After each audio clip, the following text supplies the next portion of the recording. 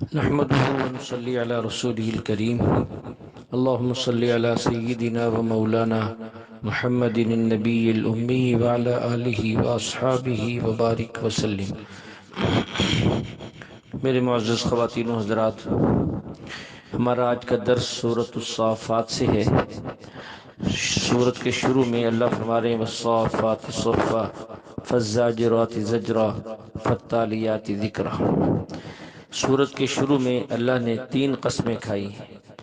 قسم ہے ان فرشتوں کی جو صفیں باندھ کر کھڑے ہوتے ہیں، اور قسم ہے ان فرشتوں کی جو ڈانٹ ڈبڑ کرتے ہیں، یعنی شیاطین جب عالم بالا کی طرف جانے کی کوشش کرتے ہیں تو یہ فرشتے ان کو روکتے ہیں، اور قسم ہے ان فرشتوں کی جو تلاوت کرتے ہیں ذکر کی۔ ایک سوال ذہن میں آتا ہے کہ اللہ جل شانہ نے فرشتوں کی قسمیں کھائی ہیں، کیوں کھائی ہیں؟ ملائکہ اور فرشتے تو مخلوق ہیں، خالق نہیں ہیں۔ مخلوق کی قسم کھانا تو جائز نہیں ہے، جیسے کہ علماء کہتے ہیں۔ تو پھر اللہ رب العزت نے یہ قسمیں کیوں کھائیں مخلوق کی؟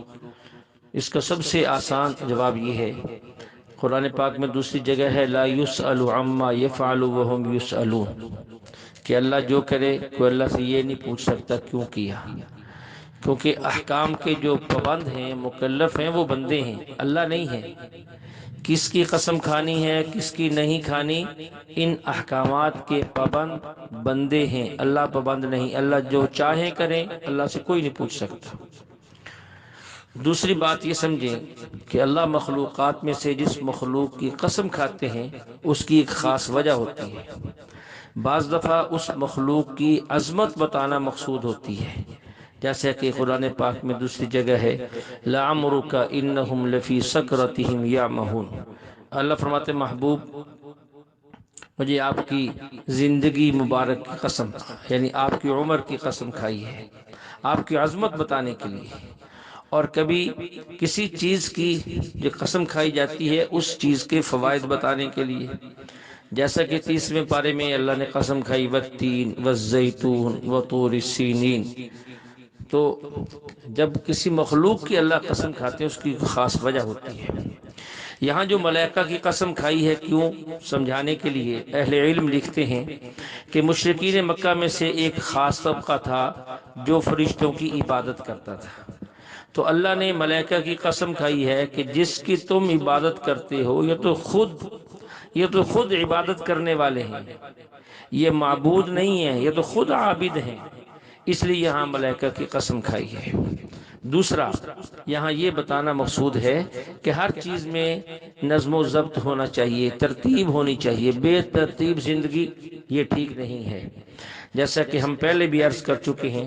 حضرت داؤد علیہ السلام کا واقعہ پہلے گزرا ہے، اس پر ہماری تفصیل سے گفتگو ہوئی ہے کہ انہوں نے جو اللہ نے ان کو خصوصیات دی تھی اس میں یہ بھی تھا کہ وہ زرہ بناتے تھے اور اس کی کڑیاں برابر، خوبصورتی، ہر ترتیب، یعنی شریعت میں نظم و ضبط پسند ہے۔ تو یہاں بھی اللہ فرماتے والصافات صفا، صف بندی کے ساتھ عبادت کرنا یہ نظم ہے، اللہ کو پسند ہے، اس لیے بے نظمی اختیار نہیں کرنی چاہیے۔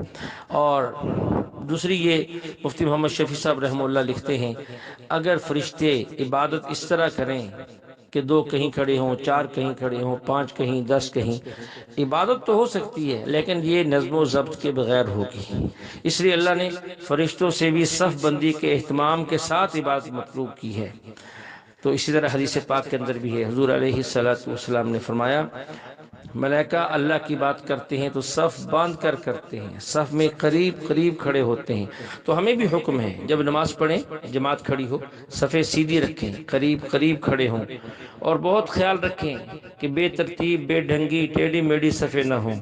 اور ہمارے ائمہ کو بھی چاہیے کہ جب اقامت ہو جائے تو صفیں سیدھی کروائیں، ایک چند لمحے، آدھا منٹ مقتدیوں کی طرف رخ کر کے صفوں کو دیکھیں، جو پیچھے ہے اس سے آگے کہیں، جو آگے کھڑا ہو گیا اس سے تھوڑا پیچھے کو ہٹا دیں، درمیانے میں فاصلہ ہو انہیں قریب قریب کریں، صفوں کو مکمل کروائیں۔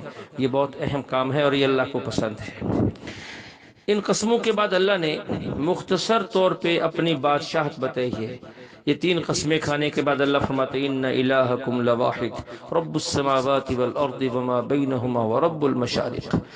فرمایا کہ تمہارا معبود ایک ہی معبود ہے جو آسمانوں کا بھی رب، زمین کا بھی رب، جو کچھ اس کے درمیان اس کا بھی رب، مشرقوں کا بھی رب ہے۔ سورج ہر روز نئی جگہ سے نکلتا ہے، اس لیے مشارق کہا ہے۔ مختلف قرآن پاک نے انداز کیے، کہیں رب المشرق والمغرب، اور کہیں جو رب المشرقین و رب المغربین، کہیں رب المشارق والمغارب۔ ہر طرح سے انسان کو سمجھایا ہے کہ اللہ ان سب کا رب ہے۔ قسمیں کھانے کے بعد اللہ نے اس بات کی وضاحت کی ہے۔ اس سے تھوڑا آگے چل کر اللہ فرماتے ہیں انا زینا السماء الدنیا بزینۃ الکواکب وحفظا من کل شیطان مارد۔ اللہ فرماتے ہیں ہم نے آسمان کو مزین کیا ہے ستاروں کے ساتھ۔ اس کے دو فائدے ہیں، ایک تو مزین کیا ہے، خوبصورت لگتا ہے، ستارے چمکتے ہیں، لوگ خوش ہوتے ہیں، لوگ راہ پاتے ہیں، اور دوسرا اسی کے ذریعے سے شیطانوں سے بھی حفاظت ہوتی ہے۔ جب یہ اوپر جانے کی کوشش کرتے ہیں شیاطین کے وہاں باتیں سنیں تو ایک ستارہ ان کے پیچھے لگتا ہے جو انہیں جلا کر راکھ کر دیتا ہے۔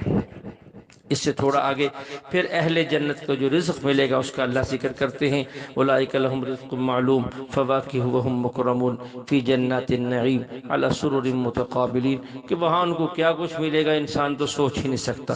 جو انسان چاہے گا وہ ملے گا، وہاں یہ خیال ہی نہیں ہوگا کہ ملے گا یا نہیں ملے گا، نہیں، جو چاہے گا وہ ملے گا۔ پھل بھی ملیں گے اور گوشت بھی ملے گا اور پرندوں کا گوشت بھی ملے گا، بھنا ہوا بھی ملے گا، جیسا انسان چاہے گا اس کی ضرورت پوری ہوگی۔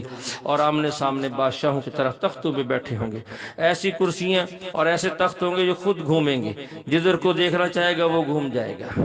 اور اسی طرح اہل جنت کی نعمتوں کو ذکر کرتے ہوئے اللہ فرماتے وعندہم قاصرات الطرف عین کأنہن بیض مکنون، کہ اللہ نے ان اہل جنت کے لیے وہاں حوریں بنائی ہیں۔ ان کی بڑی صفتیں بیان کی ہیں۔ ان کی ایک صفت یہ ہے کہ نیچی نگاہوں والی، یعنی اپنے شوہر کے علاوہ کسی کو دیکھیں گی نہیں۔ اور اس کی ایک تفسیر اہل علم نے اور کی ہے کہ ان کے شوہر ان کے علاوہ کسی اور کو نہیں دیکھیں گے، وہ اتنا پاکیزہ ماحول ہوگا اور اتنی اپنے آپ میں انہیں مصروف رکھنے والی ہوں گی۔ اس سے تھوڑا آگے چل کر اللہ فرماتے فاقبل بعضهم على بعض يتساءلون قال قائل منهم انی كان لي قرین یقول انك لمن المصدقین۔ یہاں دو دوست دنیا میں تھے، ایک مسلمان ایک کافر۔ کافر آخرت کا منکر تھا، جنتی جنت میں چلا جائے گا اور جہنمی جہنم میں چلا جائے گا۔ اسے خیال آئے گا، یہ کہے گا میرا کافر ساتھی کہاں ہے؟ تو اسے کہا جائے کہ آپ دیکھنا چاہتے ہو؟ وہ کہے گا ہاں دیکھنا چاہتا ہوں۔ تو اسے جہنم کی طرف متوجہ کی جائے گا، وہاں وہ نظر آئے گا، اس سے وہ ساری گفتگو کرے گا، دیکھ دنیا میں تو نہیں مانتا تھا اب تو مان گیا، وغیرہ وغیرہ۔ اس پورے واقعے کو اختصار کے ساتھ ذکر کیا ہے، مفسرین نے اس پر بڑے لمبے واقعات لکھے ہیں۔ اس سے تھوڑا آگے چل کر جہنمیوں کی خوراک کا ذکر ہے، اذالک خیر نزلا ام شجرۃ الزقوم انا جعلناها فتنة للظالمین انها شجرۃ تخرج فی اصل الجحیم طلعها كأنه رؤوس الشیاطین۔ اللہ فرماتے ہیں کہ انہیں زقوم کا درخت بدبودار کڑوا جس کی شکل بھی جو ہے بری ہوگی وہ ان کے لیے جو ہے رکھا گیا ہے۔ اب یہ زقوم کیا ہے، دنیا کے اندر اس کی کیا شکل و صورت ہے لازمی نہیں ہے، بعض اہل علم نے مشابہ دینے کی کوشش کی ہے کہ یہ تھوڑ کا درخت ہے، کسی نے اس کو ناگن پھل کی طرح تشبیہ دی ہے۔ بہرحال اتنا ہی کافی ہے کہ جہنم میں زقوم کا درخت ہوگا۔ جب یہ آیت اتری ابو جہل نے اس کا مذاق اڑایا، کچھ لوگوں نے اس کا مذاق اڑایا کہ یہ جہنم میں درخت کیسے ہوگا، آگ کے اندر درخت کیسے ہوگا۔ یہ بات دیکھیے انہوں نے اپنی عقل سے سوچی تھی، وگرنہ ایسا کچھ نہیں ہے۔ جب درخت کے اندر آگ ہو سکتی ہے تو درخت آگ کے اندر کیوں نہیں ہو سکتا؟ عربوں میں تو یہ رواج تھا، وہ درخت تھا، دو سبز ٹہنیوں کو ملاتے تھے، آگ نکلتی تھی، پھر اسی سے آگ سلکاتے، پھر اسی پہ کھانے بناتے۔ تو جب اس درخت کے اندر آگ موجود ہے اور وہ بڑھ رہا ہے دنیا کے اندر تو جہنم میں کیوں نہیں ہو سکتا؟ اللہ جل شانہ تو ہر چیز پہ قادر ہے، اور ہر چیز کی ایک شکل اللہ نے دنیا میں بھی پیدا کی ہے دکھانے کے لیے۔ اگرچہ بعض چیزوں کا وجود کم ہوتا ہے لیکن ایسا نہیں کہ بالکل نہ ہو، اس کا وجود ہوتا ہے۔ تو ابو جہل نے مذاق اڑایا، کافروں نے مذاق اڑایا کہ جہنم میں کیسے درخت ہوگا، یہ کیسے ہوگا کہ آگ کے اندر پیدا ہو۔ تو یہ ان کی بات تھی، لیکن اللہ ہر چیز پہ قادر ہے۔ یہ مجھے یاد ہے جب ہم جامعہ اشرفیہ لاہور میں حضرت مولانا محمد مالک کاندھلوی رحمۃ اللہ علیہ کے پاس الجامع الصحیح امام بخاری کی پڑھتے تھے، تو اسی موقع پر انہوں نے فرمایا تھا کہ ہندوستان کے کمپنی باغ کے اندر ایک ایسا درخت موجود ہے جس کو بڑھانے کے لیے اس کی جڑوں میں روزانہ آگ کے انگارے ڈالے جاتے ہیں۔ تو اللہ نے دنیا کے اندر اس کی مثالیں پیدا کی، اس لیے یہ کوئی عجیب بات نہیں ہے۔ اور اسی طرح جو ہے اسی صورت میں تھوڑا آگے چل کر انبیاء علیہ السلام کے تذکرے ہیں۔ وَلَقَدْ نَادَانَا نُوحٌ فَلَنِعْمَ الْمُجِيبُونَ۔ اس صورت میں 7 انبیاء علیہ السلام کا ذکر ہے۔ حضرت نوح، حضرت ابراہیم، حضرت موسیٰ، حضرت ہارون، حضرت لوط، حضرت یونس، حضرت الیاس علیہ السلام، ان کا ذکر ہے، کسی کا اختصار کے ساتھ، کسی کا قدر تفصیل کے ساتھ۔ سب سے پہلا جو ذکر اس صورت میں آیا وہ حضرت نوح علیہ السلام کا ہے۔ کہ نوح علیہ السلام نے ہم سے دعا مانگی اور ہم سے کوئی دعا مانگے ہم قبول کرتے ہیں، انہوں نے دعا مانگی تو ہم نے قبول کی، اور ہم نے حضرت نوح اور ان کے گھر والوں کو دردناک عذاب سے بچا لیا، اور ان کی اولاد باقی رہ گئی، باقی سب ختم ہو گئے اس طوفان کے اندر۔ نوح علیہ السلام کے جانے کے بعد ہم نے بعد والے عام لوگوں کی زبان پر یہ کلمات جاری کر دیے، سلام علی نوح فی العالمین۔ جب بھی نام لیں گے تو کہیں گے نوح علیہ السلام۔ کیسا اچھا تذکرہ اللہ نے ان کا چھوڑا ہے۔ نوح علیہ السلام کی جو قوم رہ گئی تھی وہ بھی ایک وقت کے ساتھ ساتھ فوت ہو گئی، جو ایمان والے تھے۔ طوفان کے بعد جو زمین پر نسل چلی ہے وہ صرف حضرت نوح علیہ السلام کے 3 بیٹوں سے چلی ہے۔ ایک کا نام سام، دوسرے کا نام حام، تیسرے کا نام یافس۔ ترمذی کی حدیث ہے، سام کی اولاد اہل عرب، اور اسی طرح ہم بر صغیر کے لوگ بھی ہیں، جیسا کہ ہمارے شیخ ہمارے محترم حضرت مولانا محمد موسیٰ خان روحانی البازی رحمۃ اللہ علیہ فرمایا کرتے تھے۔ اور حام کی اولاد اہل حبشہ افریقہ کے لوگ ہیں، اور یافس کی اولاد یہ اہل روم وغیرہ ہیں۔ تو ان کے 3 بیٹوں سے دنیا میں اولاد چلی ہے، اور بھی اس کے اندر اقوال ہیں، لیکن یہ راجح قول یہی ہے۔ اس سے تھوڑا آگے چل کر اللہ فرماتے وَإِنَّ مِن شِيعَتِهِ لَإِبْرَاهِيمَ۔ حضرت ابراہیم علیہ السلام کا ذکر ہے کہ وہ بھی نوح علیہ السلام کے گروہ کے آدمی تھے، یعنی جو عقائد نوح علیہ السلام کے تھے وہی عقائد ابراہیم علیہ السلام کے تھے۔ باقی حضرت ابراہیم علیہ السلام کا تفصیلی واقعہ ہم اس سے پہلے کئی صورتوں کے اندر بیان کر چکے ہیں، اسے دوبارہ دہرانے کی ضرورت نہیں ہے بلا وجہ۔ اور اسی طرح جو ہے اس سے تھوڑا آگے چل کر پھر جو ہے اس صورت کے اندر ابراہیم علیہ السلام کا خواب اور بیٹے کو ذبح کرنا، پھر بیٹے کا ذبح نہ ہونا، جنت سے دمبے کا آنا، اس کا ذبح ہو جانا، اور اللہ جل شانہ کا یہ فرمانا کہ وَفَدَيْنَاهُ بِذِبْحٍ عَظِيمٍ، ہم نے ایک بہت عظیم فدیہ دے کر اسماعیل علیہ السلام کی جان کو بچایا ہے۔ اور اللہ نے ابراہیم علیہ السلام کو اس امتحان میں کامیاب فرمایا، اور وہ کامیاب ہو گئے۔ انہوں نے جو خواب میں دیکھا تھا کرنے کے لیے تیار ہو گئے تھے، لیکن وہ ہونا وہی تھا جو اللہ کو منظور تھا، اس لیے وہی ہوا جو اللہ کو منظور تھا۔ اسی طرح جو ہے اس صورت کے اندر حضرت موسیٰ علیہ السلام کا ذکر، حضرت ہارون علیہ السلام کا ذکر، تفصیلی واقعات ان کے گزر چکے ہیں، آئندہ بھی آئیں گے۔ اور یہاں حضرت الیاس علیہ السلام کا ذکر ہے، وَإِنَّ إِلْيَاسَ لَمِنَ الْمُرْسَلِينَ، کہ الیاس علیہ السلام اللہ کے نبی تھے۔ الیاس بھی اکٹھا بھی لکھا جاتا ہے، اور الیاسین الف لام الگ، اور پھر یہ الف سین یہ نون کے ساتھ بھی یہ لکھا جاتا ہے۔ حضرت حزقیل علیہ السلام کے بعد اور حضرت الیسع علیہ السلام سے پہلے بنی اسرائیل کی طرف یہ نبی مبعوث ہوئے تھے، یہ نبی مبعوث ہوئے تھے۔ اسرائیل کے بادشاہ کی بیوی ایک بت کی پوجا کرتی تھی جس کا نام بعل تھا۔ ان لوگوں کا کہنا تھا کہ ہمارے اس بت کے آگے 450 نبی ہیں۔ حضرت الیاس علیہ السلام نے فرمایا میں اللہ کا نبی ہوں، جن کو تم نے نبی مانا ہوا ہے تم ان کو بلاؤ، ادھر میں بھی آتا ہوں، وہ اپنے خدا بعل کے نام پر قربانی کریں، میں اپنے اللہ کے نام پر قربانی کرتا ہوں۔ جس کی قربانی قبول ہو گئی آسمان سے آ گئے جلا جائے اس کا دین سچا ہے، اور جس کی قربانی نہ جلے آسمان سے آگا کر نہ جلائے اس کا دین جھوٹا ہوگا۔ لیکن انہوں نے حضرت الیاس علیہ السلام کی کوئی بات نہیں مانی، قربانی بھی کی، حضرت الیاس علیہ السلام کی قربانی قبول ہو گئی، ان کی قبول نہ ہوئی، لیکن وہ پھر بھی ایمان نہ لائے۔ اس کے متصل حضرت لوط علیہ السلام کا ذکر ہے، وَإِنَّ لُوطًا لَّمِنَ الْمُرْسَلِينَ۔ حضرت لوط علیہ السلام حضرت ابراہیم علیہ السلام کے بھانجے تھے، ذکر پہلے گزر چکا ہے۔ ابراہیم علیہ السلام کی قوم میں سوائے حضرت لوط علیہ السلام کے کوئی ایمان نہیں لایا، یہ ان کے کلمہ گو تھے۔ پھر اللہ نے ان کو بستی سدوم میں نبی بنا کر بھیجا، ان کی قوم گندے افعال کے اندر تھی، اللہ کا سخت عذاب آیا، زمین کو الٹ پلٹ کر دیا گیا، انہیں تباہ و برباد کر دیا گیا۔ اور اس کے ساتھ حضرت یونس علیہ السلام کا ذکر ہے وَإِنَّ يُونُسَ لَمِنَ الْمُرْسَلِينَ کہ یونس علیہ السلام اللہ کے نبی تھے، ایک قوم کی طرف بھیجے گئے، آپ کی قوم نافرمان تھی، آپ نے بار بار سمجھایا، وہ راہ راست پر نہیں آئے، آخر اللہ کی طرف سے پیغام آیا کہ ان کو بتا دو تم پر خدا کا عذاب 3 دن کے اندر اندر آ جائے گا۔ تفصیلی واقعہ یہ پہلے گزر چکا کہ انہوں نے بستی چھوڑی، پھر کشتی میں سوار ہوئے اور پھر قرآن اندازی سے انہوں نے چھلانگ لگا دی، مچھلی نے پیٹ میں اٹھا لیا۔ 40 دن کے بعد ان کی اس تسبیح پر لا الہ الا انت سبحانک انی کنت من الظالمین، مچھلی نے پھر باہر اگل دیا، اللہ نے نجات دی۔ یہ سارا واقعہ ہم پہلے پڑھ آئے ہیں اور دیکھ آئے ہیں۔ تو انبیاء علیہ السلام گناہوں سے، نافرمانی سے بالکل محفوظ ہیں، اللہ کے حکم کے بغیر کچھ نہیں کرتے۔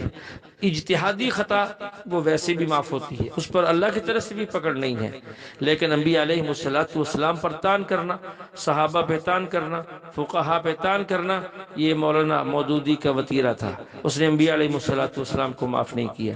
حضرت یونس علیہ السلام پر تان کیے، حضرت یوسف علیہ السلام پر تان کیے، حضرت آدم علیہ السلام پر بھی اس قسم کی باتیں کی، صحابہ کے بارے میں ایسی باتیں کہی ہیں، فقہا مجتہدین کے ایسی باتیں کہی ہیں، یعنی اس کی قلم سے، اس کی زبان سے، یا وہ خود بچا ہے یا اللہ کی ذات بچی، باقی اس نے کسی کو نہیں چھوڑا۔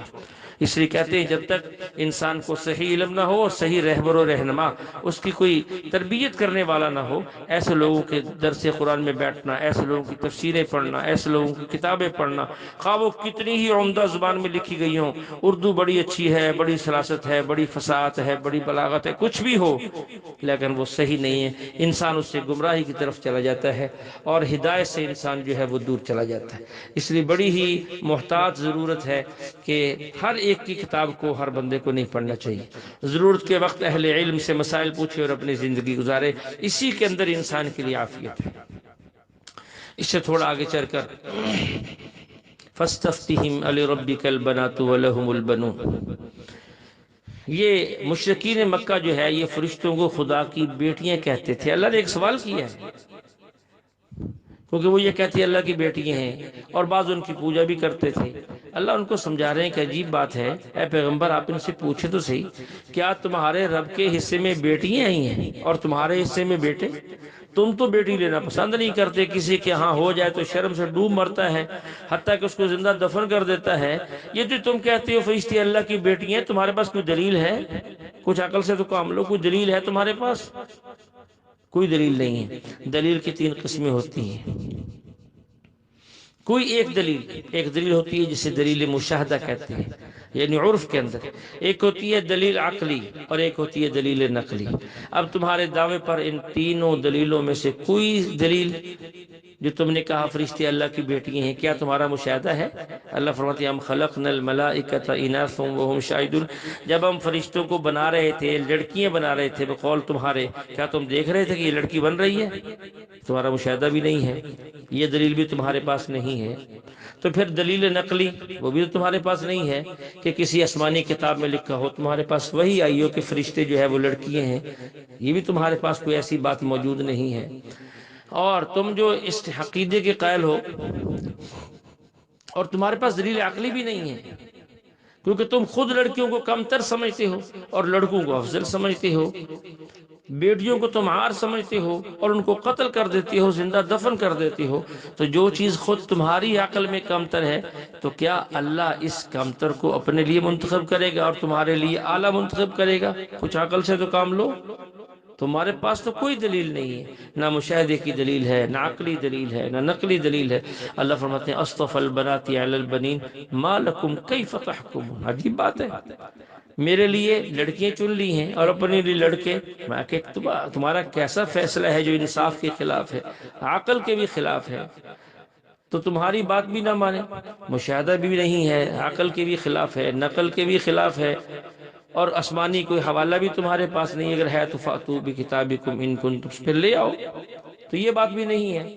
تو ان کو یہ بات سمجھائی گئی ہے کہ یہ جو تم نے دعویٰ کیا ہے کہ فرشتے اللہ کی بیٹی ہیں، یہ غلط ہے، بالکل ایسا نہیں۔ اللہ ہر قسم کی اولاد سے پاک ہے، نہ اللہ کے بیٹے ہیں، نہ اللہ کی بیٹی ہیں، نہ اللہ کے باپ ہے، نہ ماں ہے، نہ کوئی عزیز و قارب ہے، نہ خاندان ہے، اللہ ان ساری چیزوں سے پاک ہے۔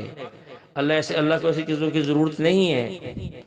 اسی صورت میں تھوڑا آگے چل کر اللہ فرماتے ہیں وَلَقَدْ سَبَقَتْ كَلِمَتُنَا لِعِبَادِنَا الْمُرْسَلِينَ إِنَّهُمْ لَهُمُ الْمَنْصُورُونَ وَإِنَّ جُنْدَنَا لَهُمُ الْغَالِبُونَ۔ اللہ فرماتے ہیں ہمارا فیصلہ ہے ہمارے بندوں کے بارے میں کہ ہمیشہ ان کی مدد ہوگی اور ہمارا لشکر غالب ہو کر رہے گا۔ بہت جاندار بات ہے، لیکن اشکال یہ ہے کہ اللہ کا وعدہ ہے کہ ہمارے پیغمبر غالب ہوں گے، لیکن بہت سے پیغمبر ہمیں نظر آتے ہیں جو بظاہر غالب نہیں ہوئے، مغلوب ہو گئے، قتل کر دیے گئے، قید کر دیے گئے، شہید کر دیے گئے، جلا وطن کر دیے گئے، ملک سے نکال دیا، شہر سے نکال دیا، بستیوں سے نکال دیا، تو اللہ کہتے ہیں وہ غالب ہوں گے۔ تو اس کو سمجھنے کے لیے صرف حضرت عبداللہ ابن عباس رضی اللہ عنہ کی وہ روایت ذہن میں ہو کہ فرماتے ہیں اِلَّمْ يُنْصَرُوا فِي الدُّنْيَا نُصِرُوا فِي الْآخِرَةِ، اگر دنیا میں یہ بظاہر کامیاب نہیں ہوئے، غالب نہیں ہوئے، تو آخرت میں پھر یہی لوگ غالب ہوں گے۔ دنیا میں بظاہر مغلوب ہوتے ہوئے نظر آئے ہیں، لیکن آخرت میں غلبہ انہی کا ہوگا، آخرت میں غلبہ انہی لوگوں کا ہوگا۔ حضرت تھانوی رحمۃ اللہ علیہ ایک مثال دے کر اس بات کو سمجھانے کی کوشش کرتے ہیں، اللہ کرے ہم جیسے نالائقوں کو سمجھ آ جائے۔ فرماتے جیسے کوئی کسی ملک کا بادشاہ حاکم جا رہا ہو اور راستے میں گاڑی رکی اور ڈاکو اس کو لوٹ لیں، اس کا سامان چھین لیں، تو بظاہر یہاں حاکم مغلوب ہو گیا اور ڈاکو غالب ہو گئے، لیکن حاکم نے تو دیکھ لیا کہ یہ ڈاکو ہیں، کون کون لوگ ہیں۔ جب کچھ دن کے بعد بادشاہ اپنے واپس پہنچیں گے، اپنی کرسی پہ بیٹھیں گے اور عدالت لگے گی، اس وقت وہ ڈاکو جو اس موقع پہ بظاہر غالب نظر آ رہے تھے، آج بادشاہ کے سامنے مغلوب ہو کر کھڑے ہوں گے، حاکم غالب ہوگا۔ اسی طرح فرمایا کہ اگر بظاہر یہاں کچھ ایسی کیفیت ہے، آخرت میں ایسا نہیں ہوگا۔ دوسرا فرمایا کہ اللہ کے جو نمائندے ہیں وہ پکڑے بھی جاتے ہیں، مارے بھی کھاتے ہیں، جیل میں بھی جاتے ہیں، بظاہر مغلوب ہوتے ہیں، لیکن مغلوب ہو کر بھی غالب۔ وَأَبْصِرْهُمْ فَسَوْفَ يُبْصِرُونَ، کچھ دیر ٹھہرو، ان کو حسرت ہوگی کہ کاش ہم ان کو نہ پکڑتے، ہم ظلم نہ کرتے۔ اب یہ وہ ظالم لوگ جنہوں نے دنیا میں ظلم کیا ہوگا، آج وہاں وہ حسرت کریں گے کاش ہم یہ نہ کرتے، کاش ہم یہ نہ کرتے۔ اور جو پکڑے گئے تھے، جن کو جیل میں بند کیا گیا، جنہیں کوڑے مارے گئے، انہیں حسرت نہیں ہوگی کہ کاش ہم نہ پکڑے جاتے، نہیں، کیونکہ وہ تو دیکھ رہے ہیں کہ اسی پکڑنے کے بدلے میں، اسی قید اور اسی شہادت کے بدلے میں اور ان کے لیے اعزاز ہے اور ان کے لیے جو ہے کتنا کتنا انعام ہے۔ اللہ ہماری جو ہے حفاظت فرمائے، عافیت کا معاملہ فرمائے، دنیا میں بھی اللہ غالب رکھے، آخرت کے اندر بھی اللہ غالب رکھے۔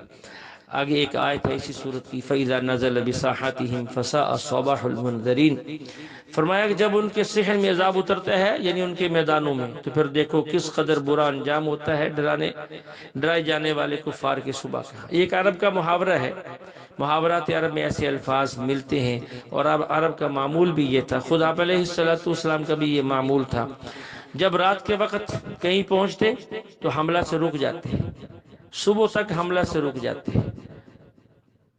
اگر کسی دشمن کے خطے میں رات کے وقت پہنچے تو صبح تک حملہ نہیں کرتے، صبح ہوتے ہی پھر حملہ کرتے تھے۔ آپ علیہ السلام نے جب خیبر کو رات کو پہنچے تو حملہ نہیں کیا، رک گئے، لیکن علیہ صبح جب وہ لوگ اٹھ گئے، اٹھنے کے بعد اپنی زمینوں کی طرف، کھیتوں کی طرف کام کے لیے جانے لگے تو دیکھا لشکر پڑا ہے، اب لوگ اٹھ گئے، آپ نے فرمایا کہ اب حملہ کر دیجئے، اللہ اکبر، خربت خیبر انا اذا نزلنا بساحت قوم فساء صباح المنذرین۔ یہ جملے آپ علیہ السلام نے اپنی زبان مبارک سے خود پڑھے، تو یہ ایک طریقہ ہے۔ تو اللہ بھی فرماتے ہیں جب ہمارا عذاب آتا ہے کسی کے میدانوں میں تو پھر ان کا انجام بہت برا ہوتا ہے، اس لیے ہم پہلے سمجھاتے ہیں، انبیاء بھیجتے ہیں، برگزیدہ لوگ بھیجتے ہیں، داعی بھیجتے ہیں، مبلغ بھیجتے ہیں، سمجھانے والے بھیجتے ہیں، جب نہیں مانتے تو پھر ایسا ہوتا ہے۔ اسی صورت کے آخر کے اندر سبحان ربک رب العزت عما یصفون وسلام علی المرسلین والحمد للہ رب العالمین۔ تمہارا رب جو عزت والا ہے، ان ساری باتوں سے پاک ہے جو مشرکین بیان کرتے ہیں، اور سلامتی ہو تمام رسولوں پر اور تمام تعریفیں اللہ کے لیے۔ یہ مشرکین جو الزام لگاتے تھے فرشتے اللہ کی بیٹی ہیں وغیرہ وغیرہ، یہودی کہتے تھے کہ عزیر اللہ کے بیٹے ہیں، عیسائی کہتے ہیں عیسیٰ اللہ کے بیٹے ہیں، اللہ فرماتے ہیں اللہ اس سے پاک ہے، ان ساری چیزوں سے اللہ پاک ہے۔ اور جو انبیاء علیہ السلام اللہ نے بھیجے ہیں وہ اللہ کی طرف سے آئے ہیں، ان پر سلامتی ہے، وہ اللہ کے رسول ہیں، برگزیدہ ہے، وہ اپنی طرف سے کچھ بھی نہیں کہتے ہیں، جو کچھ کہتے ہیں اللہ کی طرف سے کہتے ہیں۔ اور یہ آیتیں بڑی بابرکت ہیں، آخری آیتیں۔ ایک صحابی فرماتے ہیں ابو سعید خدری رضی اللہ عنہ کہ میں نے کئی دفعہ سنا آپ علیہ السلام جب نماز ختم کرتے تو بعد میں یہ آیتیں تلاوت کرتے، سبحان ربک رب العزت عما یصفون وسلام علی المرسلین والحمد للہ رب العالمین، یعنی بطور دعا یہ پڑھتے تھے۔ یہاں سے ایک مسئلہ بھی سمجھ لیں کہ نماز اونچی ہو، نماز کے بعد دعا اونچی مانگنی چاہیے، یہ آہستہ۔ دیکھیے افضل اور بہتر طریقہ اور عام معمول تو یہی ہے کہ دعا ایسا کی جائے۔ اللہ فرماتے ہیں ادعوا ربکم تضرعا وخفیا، لیکن اگر کبھی اونچی مانگی جائے یا کوئی اونچی مانگتا ہے تو اس پر خام خطان بھی نہیں کرنا چاہیے۔ بہت سی دعائیں صحابہ سے منقول ہیں جو فرماتے ہیں آپ علیہ السلام نماز کے بعد یہ دعا پڑھتے تھے، یہ پڑھتے تھے، یہ پڑھتے تھے۔ آپ علیہ السلام نے اونچی پڑھی ہے تو صحابہ نے سنی ہے، اگر آپ ایسا پڑھتے صحابہ کو کیسے پتہ چلتا کہ یہ کون سی دعا پڑھ رہے ہیں؟ اس لیے اصل اصول اور بہتر افضل ایسا ہی ہے، لیکن کوئی اونچی مانگ لے، کوئی اونچی مانگ رہا ہے تو بلا وجہ خام خواہ اس کے خلافت پہ نہ لگایا کریں، بلکہ بڑے اہل علم سے جو ہمارے بڑے اکابرین ہیں ان سے رابطہ کر کے، ان سے مسئلہ معلوم کر کے اپنی ذات کی حد تک جو ہے عمل کرتے رہیں۔ اللہ جل شانہ سے دعا ہے اللہ ہمیں کلام مقدس کو سمجھنے کی توفیق عطا فرمائے۔ وآخر دعوانا الحمد للہ رب العالمین۔